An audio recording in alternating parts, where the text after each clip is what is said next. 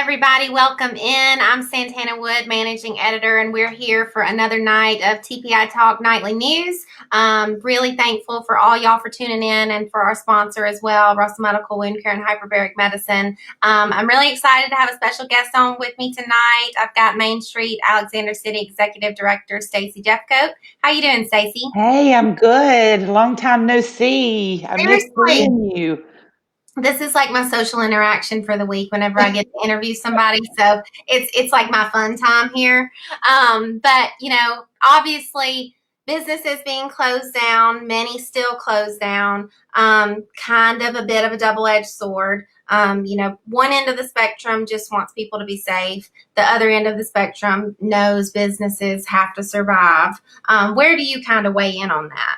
Well, I talk to my merchants and I go and visit with them, and I see them hurting, I see them worried, and just trying to pay their employees and take care of them, keep their lights on.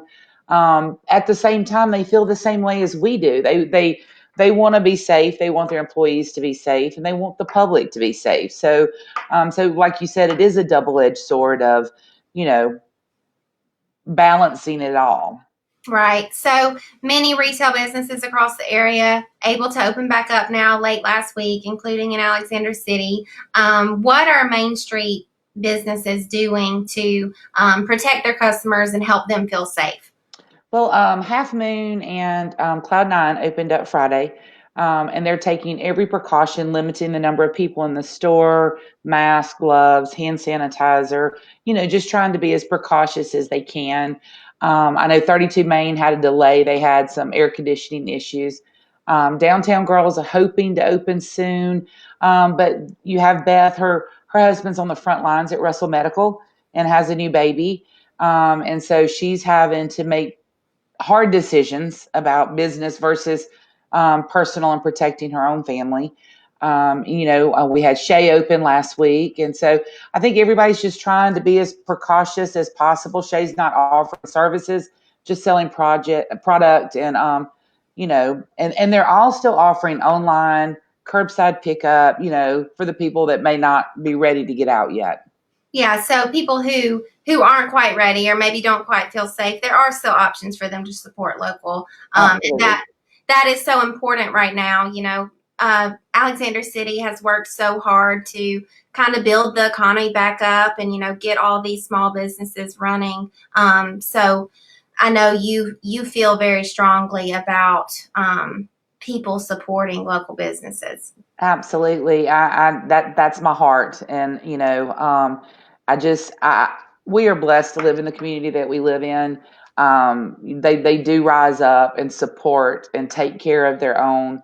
I see it every day. I see my restaurants downtown feeding disaster relief, feeding first responders, hospital. They're taking food out of their own pockets. That's money out of their pockets to give back to the community. So, that's why I feel so strongly. Nothing against outside businesses, but support those that are supporting your son or daughter's softball or football team. Support those that when you go to and want to sell an ad for the annual, they're buying it, and just remember that before you go outside of our area. So true. And now more than ever, I mean, that is something that patrons need to do for their community to help it survive through this because this is just a really difficult time for everybody. How has business been going, throughout this and especially over the last few days? It's surprising, and I go back to what a great community we live in. But you talk to Henry Foy or Jake or um, Vicky and Robin or Sarah and Amy, they're not discouraged as far as people are still supporting. It may not be on the level that it was, but people are still supporting. Like we're doing the Takeout Thursday promotion, encouraging people to call and order takeout. And most of my restaurants are selling out on Thursday night. So people are getting behind it and supporting those restaurants, which is really cool to see. Really, definitely good to see. Is there any last message that you want to give to our viewers tonight, just on supporting local businesses or how to get through the rest of this thing? Well, I think everybody has to stay safe, continue the hand washing, hand sanitizing, mask, gloves, whatever you feel like you need to do. But support our local businesses. They're the ones that are going to be there. They're the ones that need it the most. And whether it's online shopping, takeout, however, curbside service, however you can do it, just support them right now. And we're going to get through this. We're going to come out changed.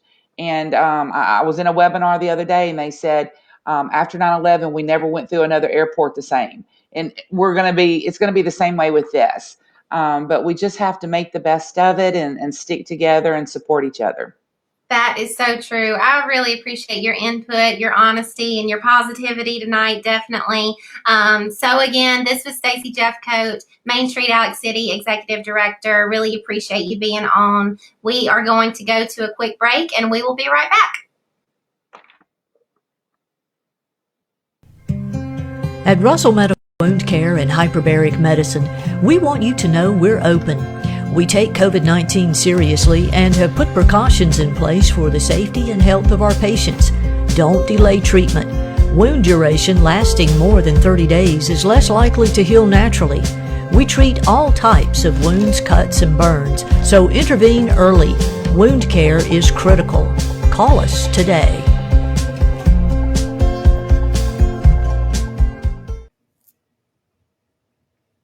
Hey, welcome back, everybody. I'm Lizzie Arbogast, sports editor here at Tallapoosa Publishers, alongside managing editor Santana Wood. Do again want to thank our sponsor, Russell Medical Wound Care and Hyperbaric Medicine, for being a part of this every evening, as well as thank Stacy Jeffcoat for being on.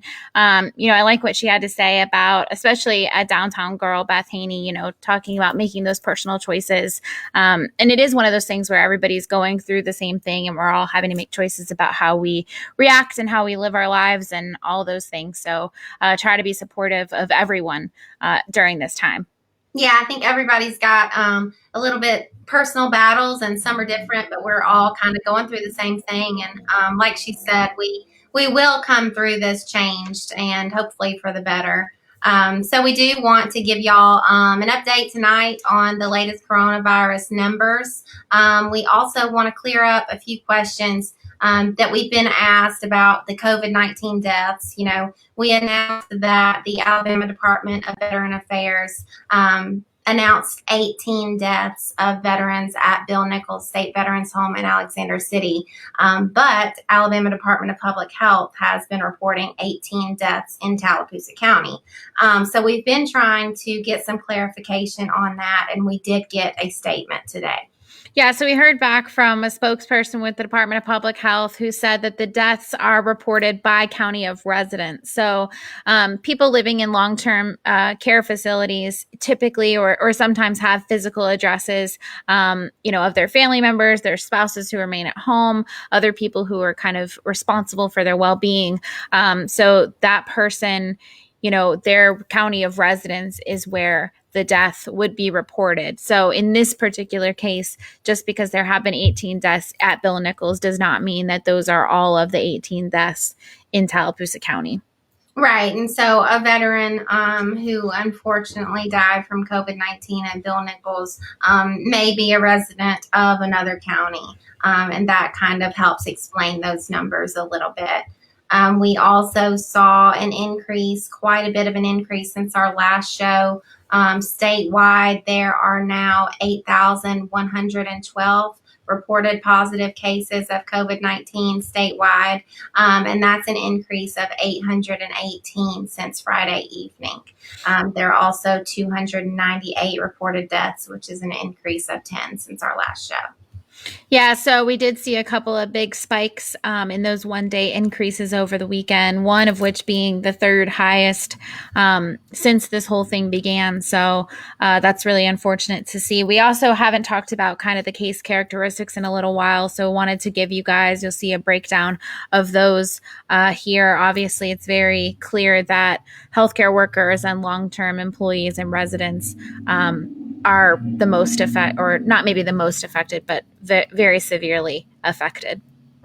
Yeah, so 418 patients in the ICU, 248 on a ventilator since March 13th. And also, as far as those cases, 1,176 healthcare workers and 526 long term care employees, along with 814 long term care residents. So, those are those numbers there. Certainly something that we have seen locally, especially at Bill Nichols, and working to give you an update for other long-term care facilities in the area as well. Yeah, so locally, our numbers also saw some increases over the weekend. Tallapoosa County now has 298 positive cases, which is an increase of 12. Also, another death at 19 now. Elmer County had quite a jump over the weekend, now at 111 confirmed cases. That was an increase of 23. They actually had their matched. They had 10 increases, I believe, on Saturday. It might have been yesterday. But that matched their highest one-day increase. In Coosa County, also now at 30 confirmed cases. Yeah, so we just want to continue to stress to y'all. I mean, we're real big advocates of the social distancing and hygiene and washing your hands and all those things, doing everything that you can to continue to flatten that curve. I mean, it's not over, so continue to do everything that you can to keep those numbers down. We also want to give y'all some Tallapoosa County news tonight, a little bit of good news. Michael Goggins celebrated a milestone at Russell Medical as the first COVID-19 patient previously on a ventilator to be moved to a regular bed. Yeah, so hospital staff, including CEO Jim Peace, actually lined the hallways of that second floor to celebrate his recovery. They were decked out with pom-pom signs, the whole 9 yards. When he came to the ER, he was sent directly to the ICU and even stayed there a few days after he came off that ventilator, but has been moved to regular bed today. And want to give you guys a quick taste of what he went through today. So let's watch this video.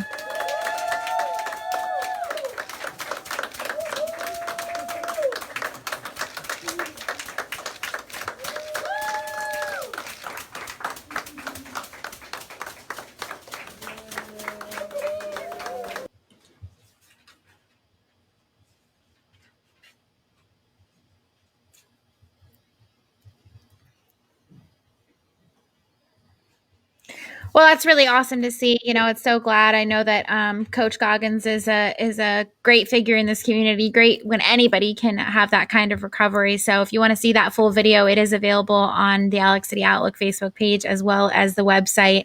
So definitely check that out. Over in Elmore County, Superintendent Richard Dennis looks like he's making plans for graduation, or trying to anyway.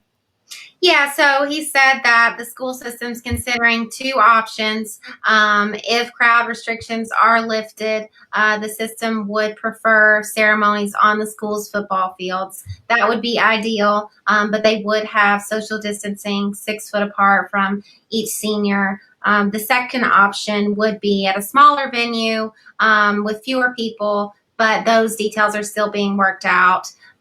Neither option would allow guests, family, or friends, but would be live streamed.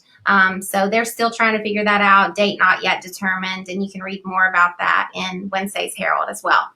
Also got a little bit of a feel-good story out of Tallahassee. On Saturday morning, the Tuesday evening the Bible study women's group from First Baptist Church of Tallahassee surprised the staff at the Tallahassee Community Hospital with food and drinks. You know, obviously there are tons of people around our communities that are continuing to give back to those frontline workers. So that was awesome to see over the weekend. Yeah, I know the little things mean so much, especially right now, especially to those healthcare workers who are right in the thick of it and working really hard throughout this. As always, we want to thank y'all for trusting us as your local news source. Absolutely everything we report has been 100% vetted, verified. We won't give you any less. You can absolutely trust that.